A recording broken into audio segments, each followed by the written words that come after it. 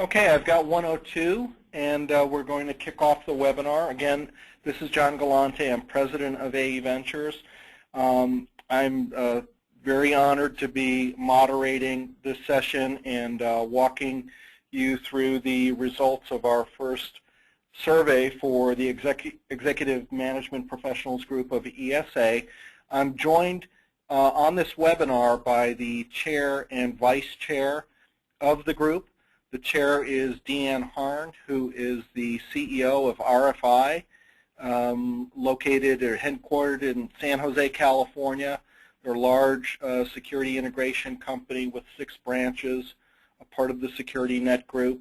Deanne's company was recently recognized as Systems Integrator of the Year by SDM Magazine in December of 2012. So Deanne will be joining, pitching in with comments and observations as we walk through this research. And the vice chair of the group is Michael Pope, who operates 3 separate brands in Cleveland. Safety Technologies, Inc. is his security brand. He also has a brand that focuses on custom installed AV, which is audio video interiors, and then a green and energy conservation oriented brand called Environments by Design. So we've got some good variety in the perspectives from our chair and vice chair, and both very distinguished companies. Michael actually personally just won the Consumer Electronics Association's Tech Home Leadership Award, which is a great honor. So decorated individuals and companies participating as our panelists as we work through this data. So let's get into it. First, I want to tell you a little bit about the survey. Our goal was to really examine the priorities of executive managers of security integration companies, and we focused our inquiry in four major buckets: strategic planning, financial management, human capital development, and change management.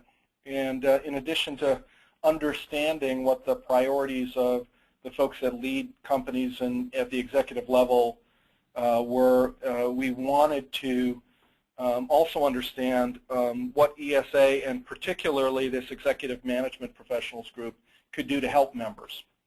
Our method was a 19-question online survey. We fielded this to the ESX industry database, which is inclusive of all ESA members, but reaches to approximately 15,000 records in total. The survey instrument was developed by AE Analytics, which is a division of AE Ventures, which I had with inputs from Deanne, Michael, and ESA staff, particularly Shannon Murphy and Merlin. I also want to say Shannon's with us on the call, and she'll be jumping in as we get towards the closing sections of this presentation to share the ideas and questions that we have from you as we work through the presentation, facilitate the question and answer, and work through some of the final information. So Shannon, the VP of Sales and Marketing for ESA, is also with us, and you'll hear from her later. The incentive that we used on this survey was simply a copy of the executive summary, and we ended up with 141 usable responses, which is decently statistically significant. We'll work real quickly through just the profile so you know who responded to this survey. Primarily security integration companies, almost 85% would be an integrator either with or without a central station. We did have some monitoring only response and some others, as in AV and automation contractors respond. The functional profile, 3/4 executive and general management, which is really the targeted profile for the Executive Management Professionals Group, 25% functional management. And those functional managers could have been from areas like human resources and finance, and we really wanted to make sure that we didn't exclude those viewpoints from the survey response as well. But very high-level management sort of response base. In terms of association membership, the vast majority were ESA members, 87%, and then you can see membership in other security and related kind of contracting associations there as well in the slide. Annual revenues. We had a nice span here, I think, from 21% with revenues of $500,000 a year or less, and then kind of equal breaks between 15 and 20% in these other revenue bands. So we've been doing a lot of research against this universe over the last 3 years, and this is a pretty nice distribution. And for some of our surveys, we tend to skew towards the larger companies, and maybe we are a little bit here, but there's a good span of coverage. And in terms of products installed and markets served, I don't know that there are any surprises here. This looks pretty representative of the security integration channel in terms of products offered and markets served. So jumping into the meat of the survey, and the first area of activity that we dove in on was strategic and market planning activities. So you can see here we listed off a number of specific areas of activity within strategic and market planning, and we asked, is this a very important, somewhat unimportant, or not important at all, and to you as an executive leader of your company and your executive management team. And the response categories that ended up most highly valued or most important were, I would say, more in the internal operations of the company versus analysis of the external environment. What you're facing from a competitive or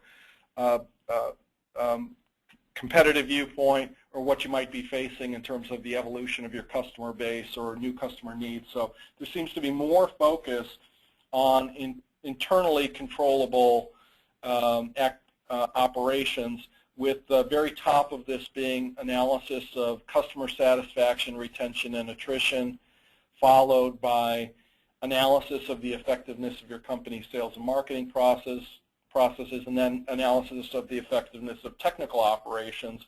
All of those with 90% plus levels of importance, and a good chunk of that being very important.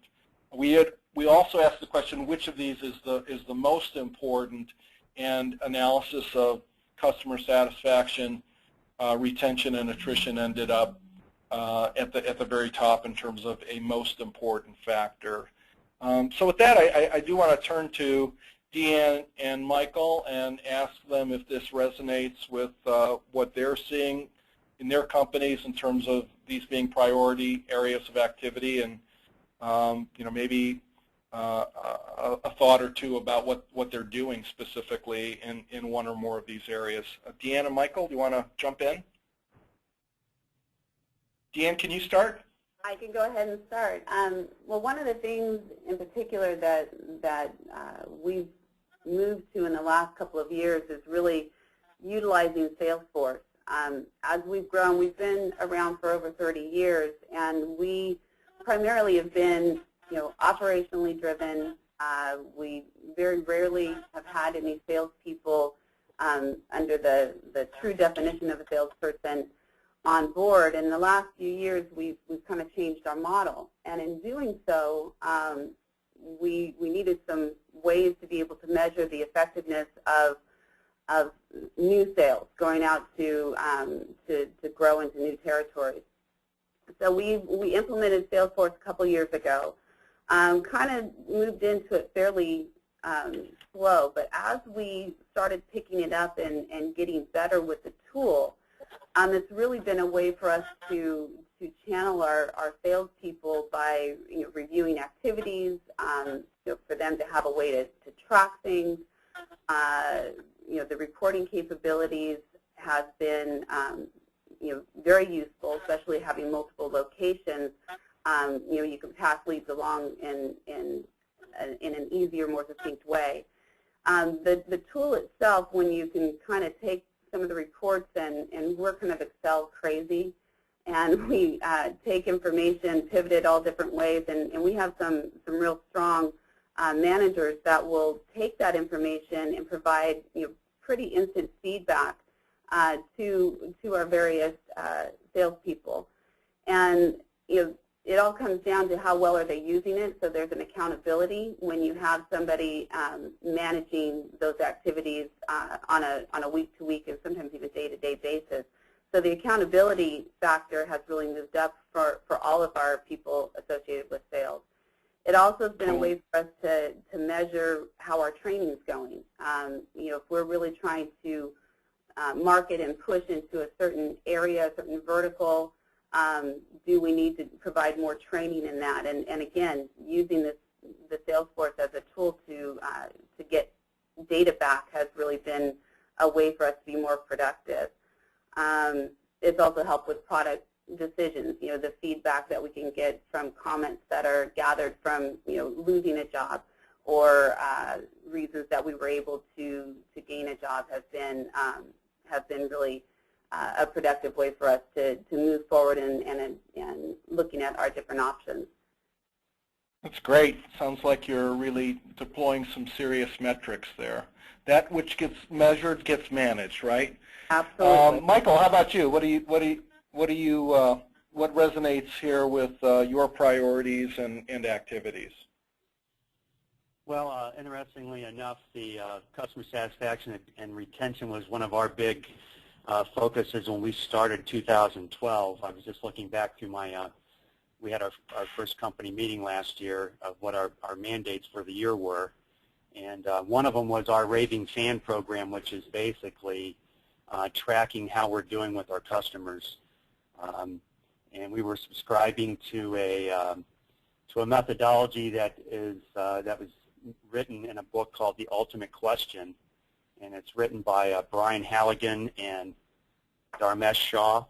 And basically, they did this big research study on doing customer surveys to try to find out how you're doing with your clients. And the problem with customer surveys, of course, is trying to get customers to fill them out.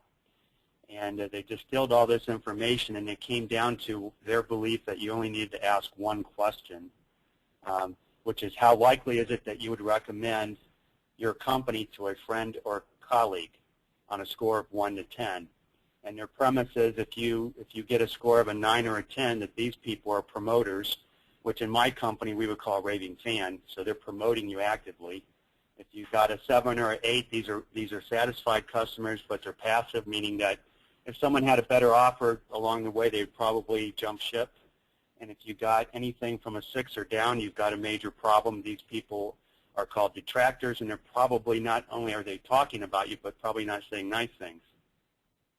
And to implement that strategy last year, we deployed iPads, and so that our staff could actually present an iPad to someone at the close of an installation, hand it to them and say, I only have one question for you to answer. It's very important to our company. I'm going to take my stuff to the truck. I'm not going to be looking over your shoulders, and I have no idea what you say. And we're getting probably 80–90% hits on our quality assurance, if you want to call it that, in very real feedback. So that was an initiative that we took to kind of not only grade ourselves, but also to see how our customers perceive us. And it's worked out pretty well. And I think that the net result is whether you subscribe to a one-question theory or to a multiple-question survey is if you're not doing something to degrade yourself with your clients, then you need to. And you need to make it as simple as you can for them. Otherwise, it just won't take time to do it. Our previous attempts at mailing things with sending email invites and things, they all had various degrees of success, but until we actually handed an app across the table to them and said, would you just please take 1 second, we really started getting really good feedback. So that helped us quite a bit. I think that was probably the biggest thing that applied to this slide that we were doing. Yeah, and that's a great segue. It's almost like we planned it. What we wanted to talk about next was just what these data points spurred in terms of some thoughts on services that could be provided by ESA and the Executive Management Professionals Group. And top of the list here is to come up with some standardized customer satisfaction survey instruments. And Michael, maybe it's as simple as your one question. Maybe there's some options where there's a little more granularity on specific areas like the performance of the technical staff at the premises and how they were sold to. But we felt like it could be useful to put a working group together to come up with some standardized customer satisfaction survey instruments and suggestions on how to get responses.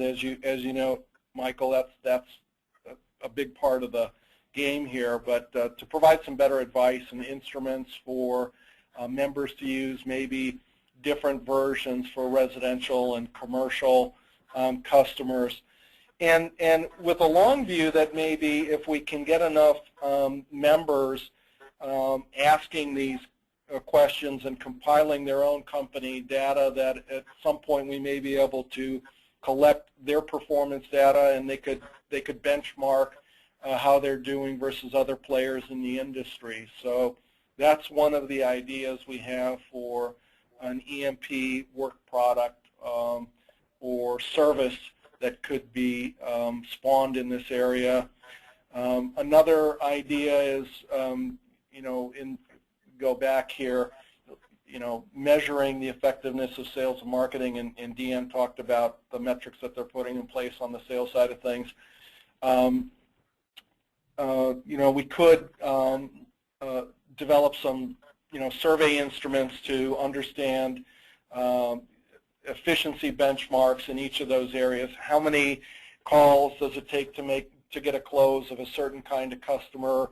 We could get to what the industry benchmarks are and how companies are doing versus that. And there are organizations like NSCA are doing labor standards sort of surveys in the AV arena, where the amount of time of man hours required to install certain kinds of systems, there's a survey and a benchmark established there. So those are potential areas that we could work with the other professional groups in ESA, the sales and marketing professionals and the installation and service professionals, to put together, again, some more information, surveys and benchmarking in those areas. What I want you to do is, if you have other ideas, this EMP group, Michael and Deanne are intent on making this, very interactive and to serve, members' needs. And we've got our survey instruments, but nothing beats, the contributions, the verbal contributions of folks like yourself. So if you have other ideas in this strategic and market planning area of services or information products that ESA could provide, what we'd love you to do is to use the chat box to submit that information. If it comes to you while we're going through the survey now, great, send it on that chat box. We're going to go over some of those ideas at the end of the session. And if you had any questions that popped up during this section, send those in the chat box as well, and we'll sort through them at the end of the overall presentation. So moving on to financial management activities. Same sort of question that we talked about for strategic and market planning, and probably not a surprise, managing cash flow comes up very much so at the top of the list. 80% saying that's very important, 18% saying somewhat important. Pretty big gap between that and some of these other areas. But of the other areas, we asked about establishing the valuation of accounts that are based on new interactive and managed services and hosted applications and categories kind of beyond the traditional alarm RMR model. Also came up as an area of some significant importance. When we asked what was most important there, it was very much so, managing cash flow, and with number 2 being, again, this valuation of the new kind of accounts. So let's turn to our experts in the field. Deanne and Michael. Michael, you go first this time. Does this ring a bell with what's going on in your company on the financial management side of things in terms of priorities? Very much so. And if anybody has the silver bullet for understanding cash flow, please send it to me. I'd appreciate it. One of the things that's so difficult about cash flow is that there's a disconnect between cash flow and your revenue earnings. And you look at your, what your company's supposedly worth on paper, but then you look at your checking account, they don't necessarily line up. So one of the things that we did was to try to start getting a situation where we could realize our revenue quicker and know exactly how things are going a little faster and implement job costing. So one of the ways we do that is we use D-Tools for our proposal software, and QuickBooks is our accounting software, and those program estimates from D-Tools into QuickBooks and use that to process our purchase orders and receive inventory against jobs much quicker. And so we're in the process of actually integrating those two programs right now. And the whole idea is to be able to account for our revenues quicker, to be able to apply our labor and our products against jobs faster so that we're getting real-time information on job costing, so that usually in my company, we usually found out we did bad on a job after the fact. And now I'm actually getting more of a snapshot as the job's progressing, where I still have some opportunities to make a difference. And so being able to not have a loss in the first place is certainly a big value to your cash flow, because if you're losing money, you're not retaining any. Right. And the other initiative that we're doing is we're implementing a cloud-based management tool that lets us manage our install schedule, our calendars, our open invoices, RMAs, and just about everything you need to run the company, because one of the problems with cash flow is that you get so busy doing everything else, you don't spend a lot of time on it until someone says, hey, I need money. So we've been focusing a lot on our operational end to try to maximize our efficiency and track our numbers. Great. Sounds like you're doing some very interesting work there. Deanne, what do you have to contribute? Well, back in the 80s, we had we were just starting out, we had a time frame there that we were hit hard. Cash flow was difficult. Just trying to keep the company afloat was difficult. And through that, management really learned about cash flow, how to manage your money, how to know where every pencil was going. It was to that extent during that time. The legacy of the 80s and this difficult time that we went through early on has really kind of have continued with us throughout our time frame here. Job costing is everything to us. Because we are on the systems integrated side, more on a construction job, you have longer jobs that need to be job costed on a weekly, daily basis. We need to know where we're at all times. And so really the tools that you have in place, the accounting, the reporting tools that you have in place to be able to show where the efficiencies are at or not at, needed to be there. Well, again, part of our problem was we had an older accounting system. And so we, through the years, have created some really powerful tools that are in-house. And these have helped us to manage our jobs effectively, especially on those longer construction jobs. Where we ran into more difficulty was as we started working more on the commercial industrial side, more on the alarm side of jobs, where there's shorter turnaround, we weren't job costing those as well. So much like Michael was saying, it was more difficult. We were finding out how we did on that job more after the fact than earlier on. So what we are in the process of doing this year is converting our ancient accounting system. We have two of them actually, because we have a central station that runs a reoccurring type of billing system.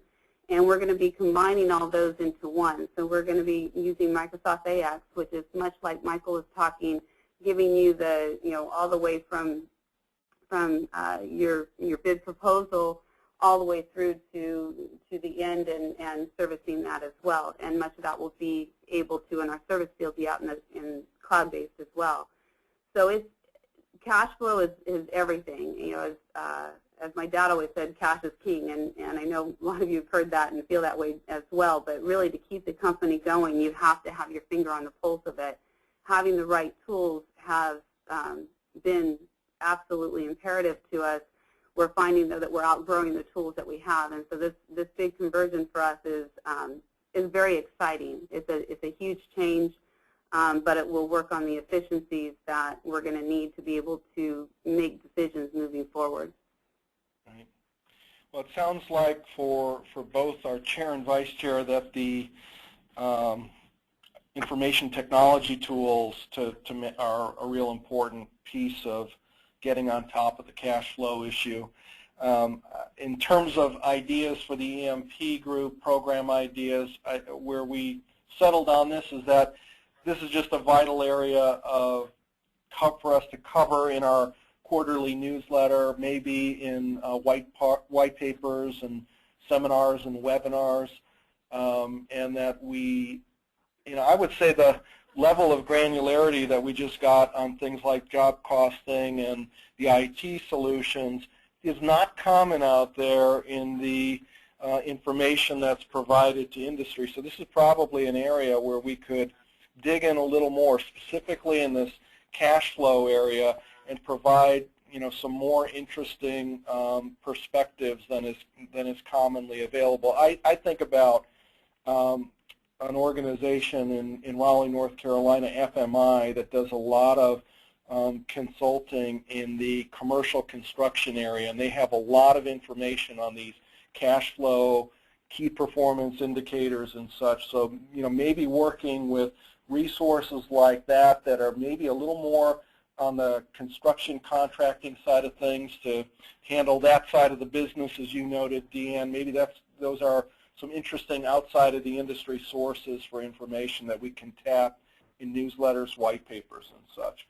Again, if you have other ideas on what we should be doing in financial management, specifically cash flow management, and maybe on that interactive services side of things, the evaluation of those accounts, shoot those to us in the chat box, and we'll have a record of that for consideration moving forward.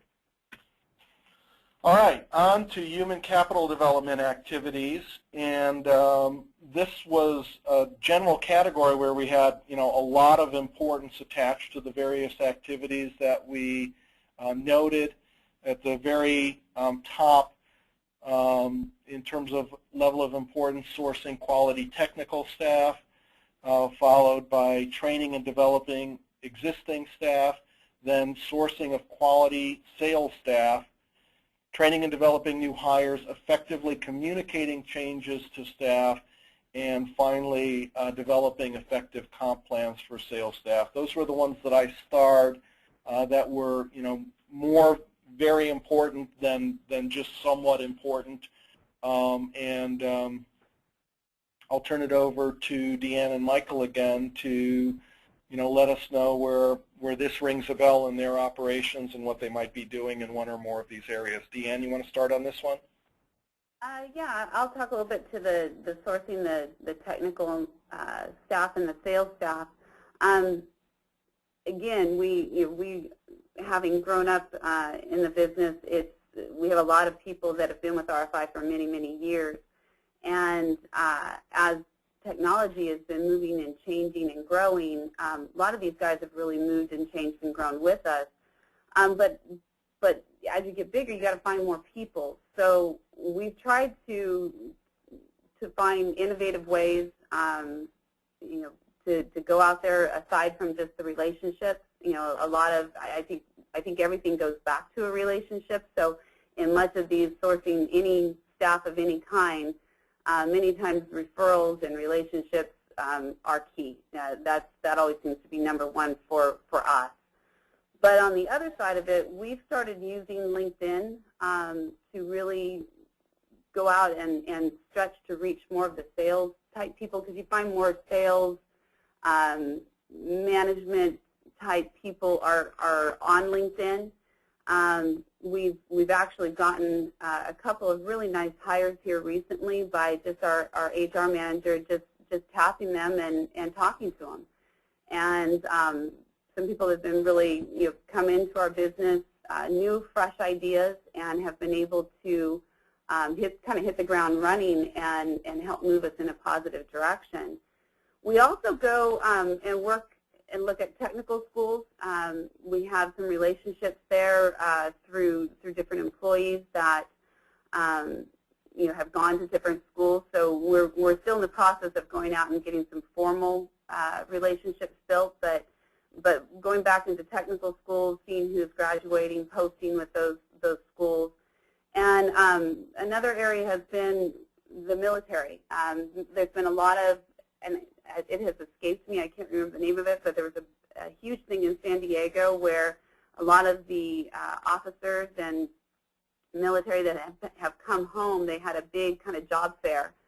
And we sent a couple of representatives down there to do some interviewing for various positions, a lot of them in the technical arena, and came out with some really nice resumes. I believe we had 1 or 2 hires out of it for our Nevada offices.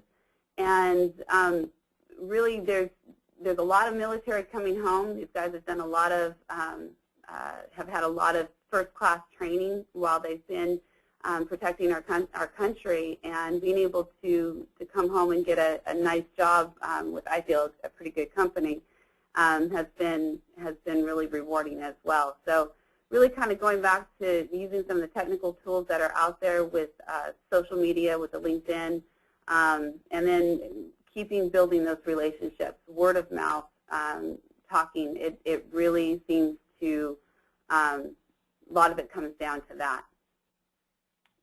Great stuff.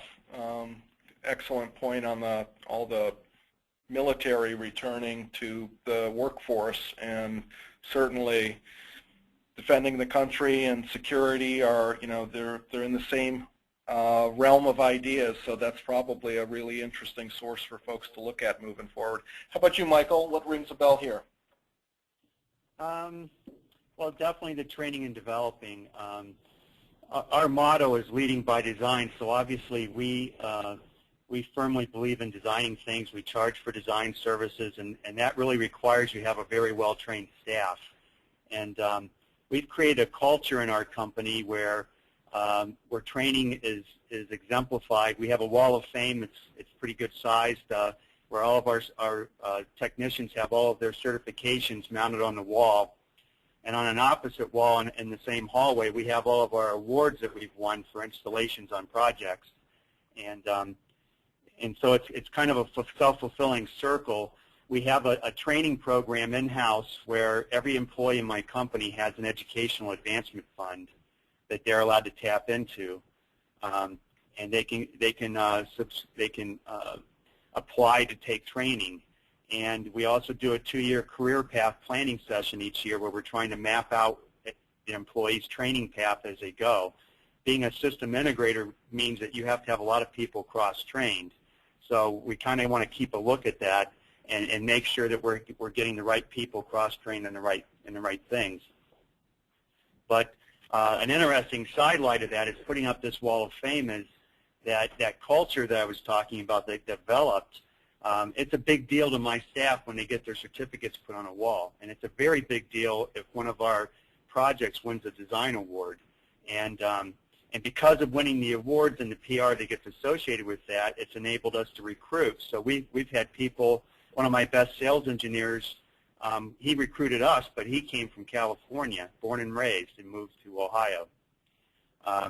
So I think part of it is developing a culture and making sure to train your people and make sure they understand that there's a career path ahead for them, and make it important.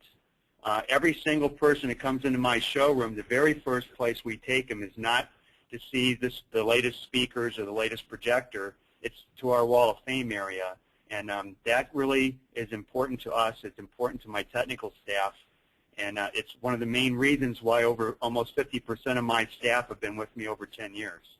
I think part of it is they do, they do really exciting projects both in security and AV, and we appreciate their technical merits, and that really has been a big culture thing for my company. Right.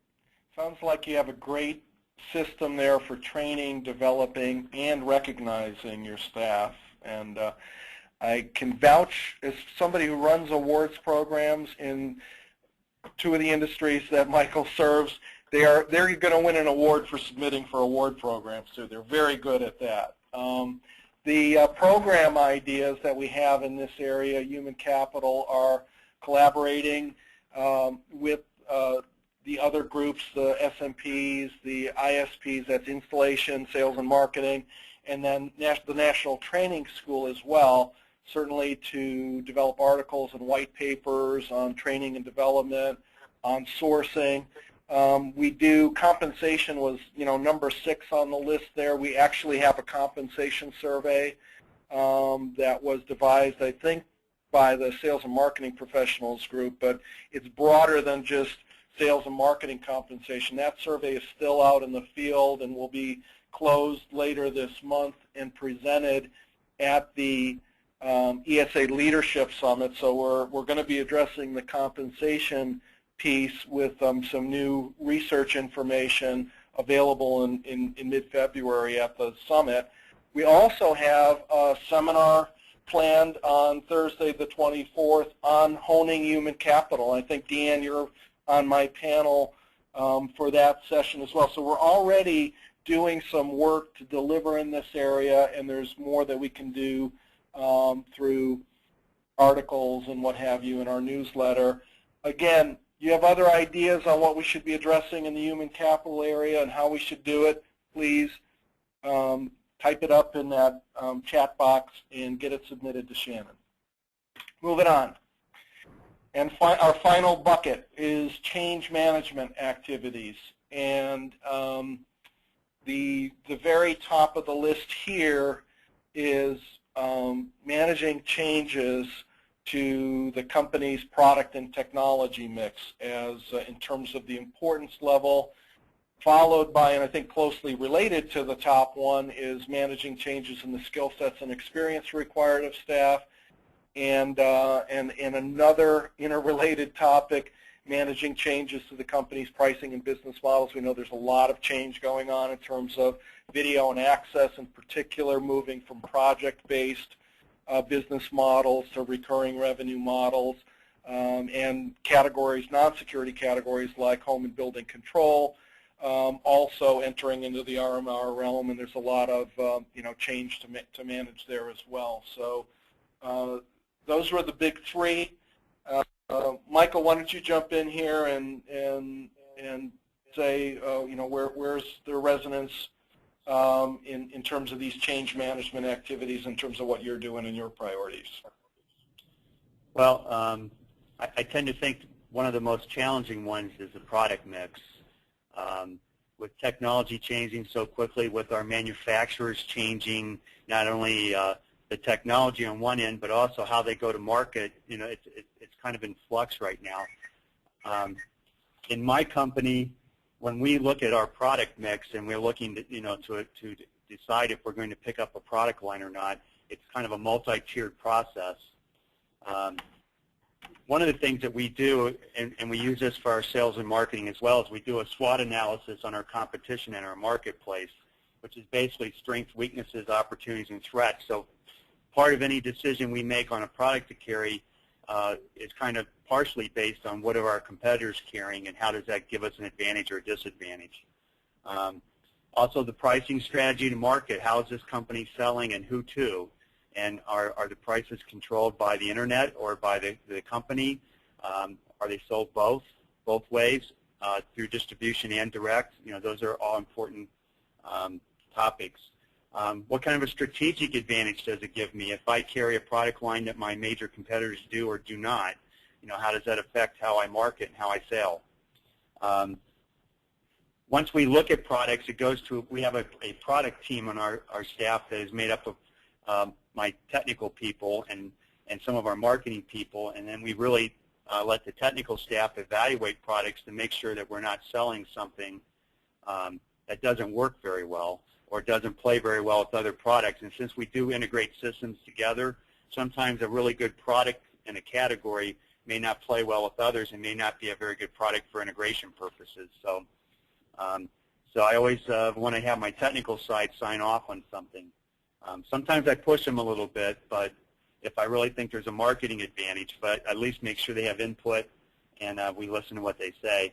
And then the other thing I look at is what kind of training is it going to require for me to get my staff trained in order for us to do an excellent job of managing and installing this product line. So it's kind of an ongoing process, made much more difficult by the last few years of hard economic times and changes from manufacturer's side and people's buying habits. So it's kind of a moving target. So I'd be curious to hear of anybody else doing something different than that. But that's probably the main strategy we've been using. Cool. Deanne, how about you? Well, Michael touched on a lot of things early on about the training and the really kind of identifying the skill set of our employees that we have today, the guys out in the field, but also that has to do with people in the office as well. We run a central station, so being able to identify the strengths and the weaknesses of the skills that they possess in all these different areas has been vital to being able to move forward and keep up with the technology that's out there. One of the things that we have, much like Michael has pushed forward, is certifications, making sure that we're working with our manufacturers and our people are getting certified in all the various types of systems. We do carry and work with various systems, so that's very important.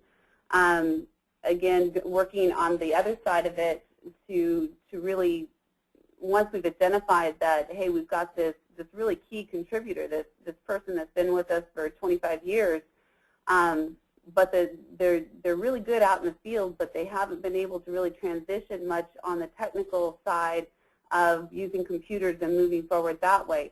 How can we take those skill sets and help, to bring them to train others in their knowledge base that they have, but also to train them on the technology side. So we've been able to bring some of these guys in and work on training them how to work remotely so that they can start doing some more programming with systems and taking some of that experience that they had for years out in the field, and it's just too hard to climb ladders now. They're coming in doing some things remotely. That's been really big. They work with our central station staff to be able to train and help them understand when questions come in, so they can be a first line of defense when there's simple questions to be answered. That's been also vital. Cross-training with the back office. Our service department, our service coordinators that are working here in the office, going over and working in our central station and vice versa, so that they're understanding kind of what the other side is doing, but they can now add value by making suggestions to move the program forward. So it's really, I think identifying strong objectives of where the company is headed, that's been our biggest opportunity. There's a lot of new innovative services that are out there, and we've created a whole managed service division that people have been excited to grow and move into. We do much like Michael had mentioned too, educational reimbursement. Education is the key to growing and to moving forward in technology and in everything that's going on today. And so trying to provide that footing and that foothold for our employees to grow has been received very well. So those are a lot of the same things I think Michael and I are doing.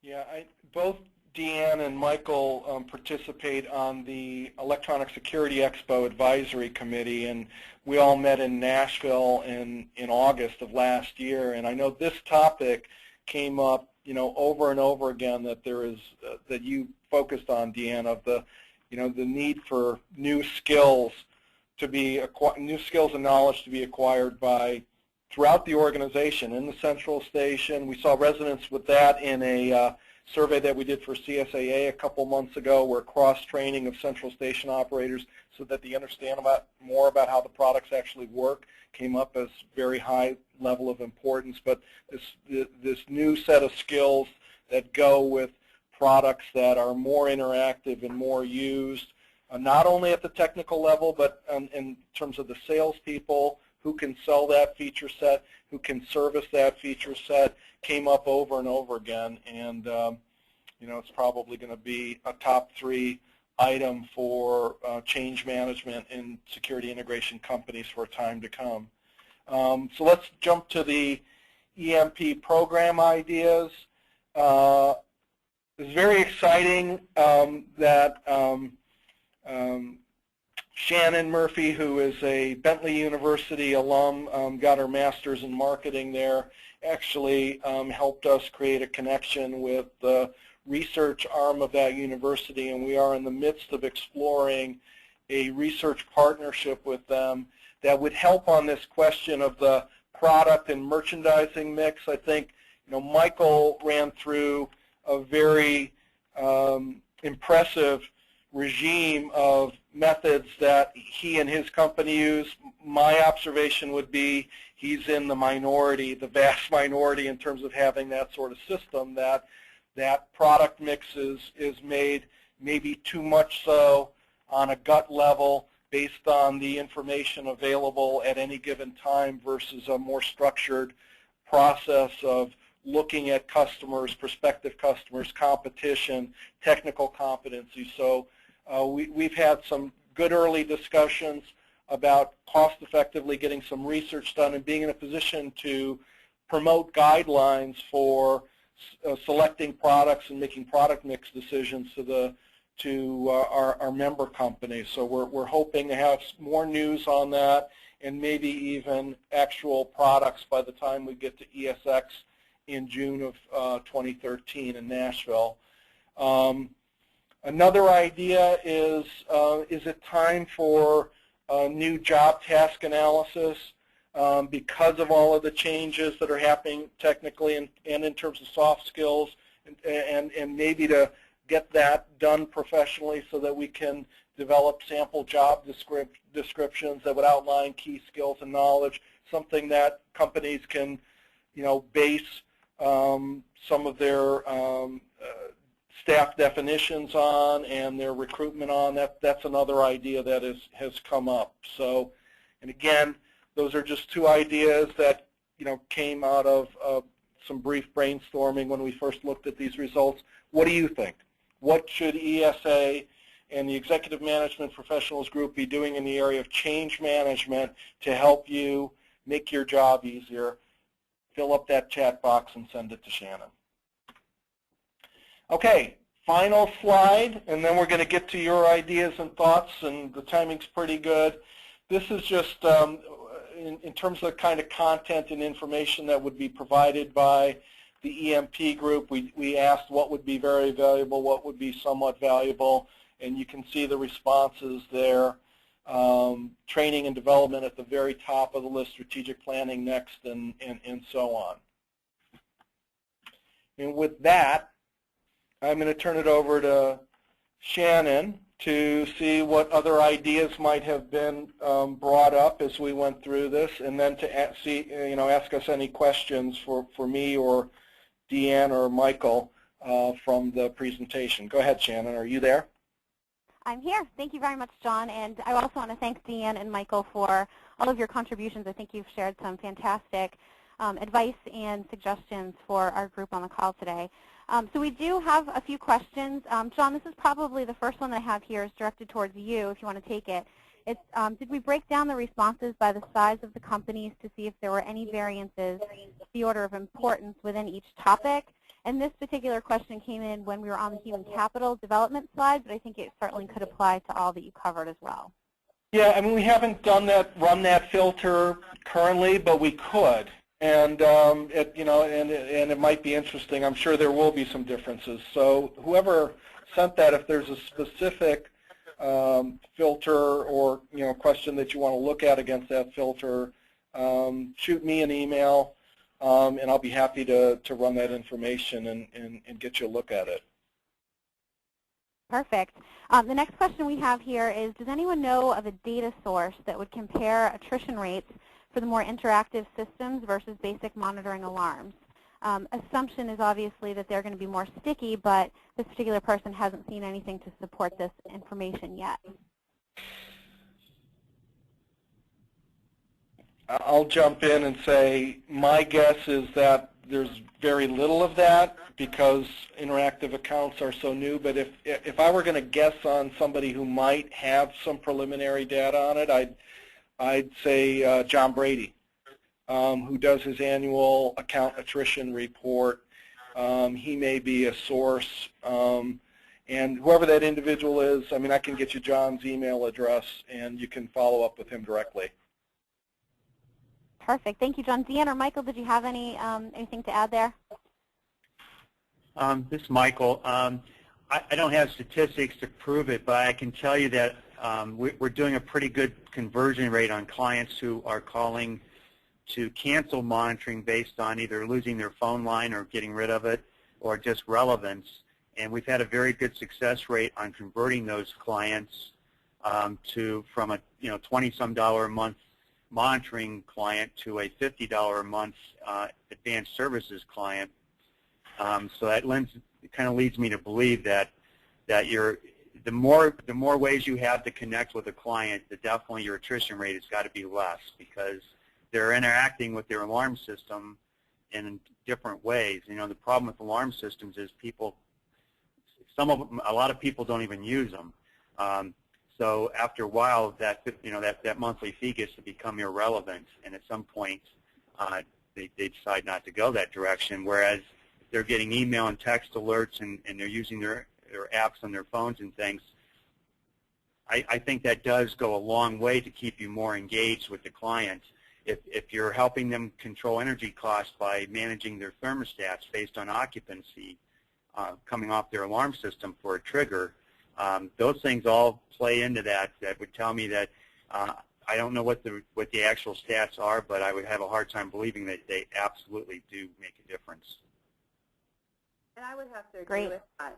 I've seen the same thing. We've had a lot of luck in converting those customers who have had problems with their phone lines and are excited about moving forward and seeing a lot of the new things that are available. I also, on the back end, break things down by bill code, so I can run all kinds of different reports that tell me, am I losing on, these additional services? And I haven't run specifically to, any, total connect or anything like that. But overall, no, I don't see a decline with those customers who have those added services. Fantastic. Thank you both for contributing there. John, this may be a question you can address for us. We have one here. How will you help us establish account valuation taking into consideration interactive and managed services? I mean, my guess would be I would help with more survey work. I mean, I think as we have more of a base of established accounts and the individual companies have a chance to measure this stuff, I mean, there may be a way we can get contribution of those data points across the industry and provide some real answers on it. Maybe we're a year off from being able to get there, though. Okay. Are there any sessions at ESX that might cover that? On the interactives, well, for one thing, actually at ESX in June, we do have our Rise and Shine breakfast on Thursday morning the 20th. Is not looking at accounts specifically, but is looking at whether the value of a company that becomes more of a broad-based technology integrator will at some point surpass valuation of a company that's a security-only integrator and has an account base in that area. So, yeah, in that area in particular, I think that's going to be a dynamite session, by the way. We'll be addressing that topic. Perfect. And the last question that I have here so far is, how do you explain financing, mergers and acquisitions, and company valuation ranking so much lower than training and development, strategic planning, and effective communications that you showed on that last slide? Yeah, I mean, I'll let Deanna and Michael jump in. And my thought is that, we get a lot of information and advice pushed at us on the idea of M&A as the most important area of activity, for executive management. It certainly is an important area when it comes time to do mergers and acquisitions or exit, but our members, or the respondents to this survey, seem to be more focused on, improving day-to-day operations, continuous process improvement of day-to-day operations with those less sexy things, training and development, effective communication, et cetera. So I think it's an important lesson for us that, sometimes our views on priorities get distorted by somebody else's priorities of what they, a service that they want to sell to you.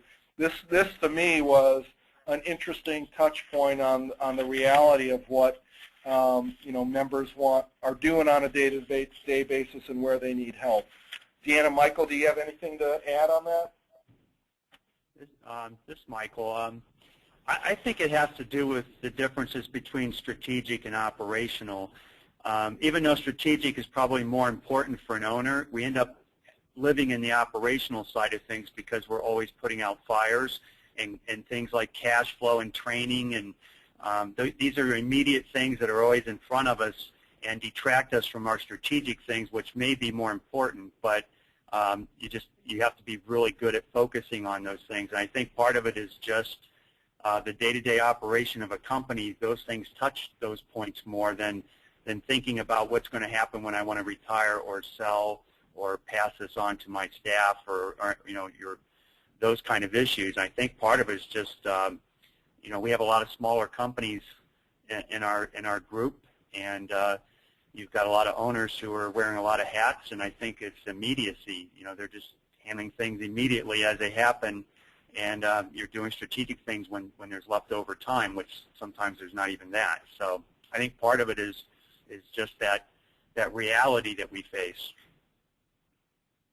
Well, and I would jump in a little bit too from a different perspective, in that being second generation and having just gone through the transition of from my father to myself, there's excitement in the day-to-day operations and the strategic planning that go along with that.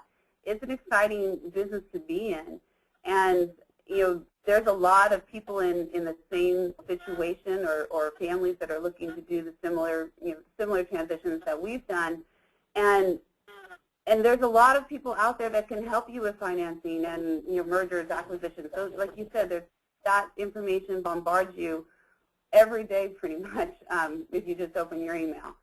And it's exciting when we can have opportunities through the ESA and through other organizations that can help us grow our businesses and understand and be better businessmen and women. And for me, I was right in line with this, because it really is about constantly evolving RFI to be the best that we can be. And the technology, the world, everything's changing, and it's a fun, exciting time to be part of it. And what stamp can RFI put on the industry at this time in our history? So it doesn't surprise me from a personal perspective, and it actually is exciting to me to be able to have it kind of come out this way, because these are the things that I want to see. These are the areas that I want to continue to grow in. So that's my bit of it. Cool. Thanks, Dan. Janet, you want to and wrap Michael. us up here? Yes, I would love to. So I wanted to certainly, thank John and AE Analytics for helping us conduct this survey, and also just wanted to mention some special recognition to Deanne and Michael for certainly your contributions to this webinar, but also all the work that you have been contributing behind the scenes, really to lead this group and to make sure we're going to deliver some valuable content and resources for all of our EMPs. So if you haven't joined the EMP group, it's very simple. It's free to do if you're an ESA member. You can contact me. My email is here on the slide, or you can also just fill out a very quick form on our website, which is esaweb.org/EMP. And we'll get you set up with the group right away. Obviously, as you see here, Deanne is our chair for the group, and Michael is our vice chair. And they've been doing quite a bit for us behind the scenes, so definitely want to make sure we're providing some thanks to them. And finally, our Leadership Summit. Hopefully everybody on the call is aware, but it is coming up in Orlando in a few weeks. It's going to be held February 18th to the 21st. We do have a dedicated executive leadership track, so I do urge you to take a look at that. You can visit esasummit.com. There's a program listing that details out all of the sessions that are going to be offered. It's going to be fantastic content that will be delivered. And Deanne and Michael have been principal content advisors for us. The other two things that I wanted to mention that will be held at Leadership are the first in-person EMP meeting, which is going to be taking place on Wednesday, February 20th, and that's going to run from 4:45 in the afternoon until 6. And that's immediately followed by our professional groups reception, which is running from 6 to 7 that evening. It's going to take place in our President's Suite at the Rosen Center Hotel. And it's a really great opportunity not only to network amongst yourselves as EMPs, but also to get some perspective and start networking with all of the members of the professional groups that attend that event. So if you are interested and haven't registered for the event, you can certainly contact Katie here. You can see her information on the slide. And you can reference the webinar to get the early bird pricing through the 31st. It is technically expiring. We've extended it until Friday of this week. But if you call Katie and mention this webinar, you'll get that extended through the 31st. I do urge you to register as soon as possible, though, because things are filling up pretty quickly. So thank you all again, and we'll also have this presentation posted in the EMP resource library, which you have access to as soon as you're part of the group. So everybody have a wonderful day. Thank you. Thank you. Thanks, everyone. Bye-bye.